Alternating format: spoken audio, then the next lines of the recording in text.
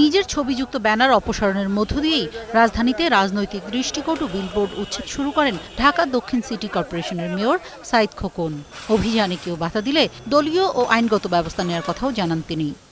আগামী ৭২ ঘন্টার মধ্যে ঢাকা দক্ষিণ সিটি কর্পোরেশন এলাকায় সমস্ত রাজনৈতিক দৃষ্টিকটু ব্যানার, ফেস্টুন সহ অন্যান্য যে সমস্ত জিনিস রয়েছে সেগুলো সরিয়ে ফেলার ব্যবস্থা আমরা নিচ্ছি।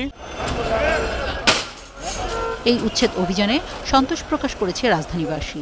শহরের ভিতরে এত বিলবোর্ড থাকা কোনো অবস্থাতেই উচিত না। আমি মনে করি বিলবোর্ডের কোনো প্রয়োজন নাই। অনেক সময় বিলবোর্ড ভাঙে অনেক শ্রমিক মারা যায় বা পথচারী মারা যায়। বিলবোর্ড স্থাপন করে যে পাতি নেতারা বড় নেতা হতে যাচ্ছে তারা প্রকৃত নেতা নয়। লাখ লাখ টাকা দিয়ে মনে করেন দোকান নিয়ে বসে আছে, দেখা গেছে তারা দম নিতে পারতেছে না এই পোস্টারের জন্য। নেতাদের ছবি, আমার ছবি লাগে, বিভিন্ন ছবি লাগে, বিভিন্ন প্রতারণা করে খাচ্ছি, এইগুলি উত্থান করতে আমরা খুব আনন্দিত এবং খুশি হলাম। এদিকে আগামী 10 দিনের মধ্যে মহাসড়কের দৃষ্টিকটু সব বিলবোর্ড সরিয়ে ফেলা হবে বলে জানিয়েছে সড়ক পরিবহন ও সেতু মন্ত্রী ওবায়দুল কাদের। নারায়ণগঞ্জের চর সৈয়দপুরে তৃতীয় শীতলক্ষা সেতুর স্থান পরিদর্শন শেষে একথা জানান তিনি।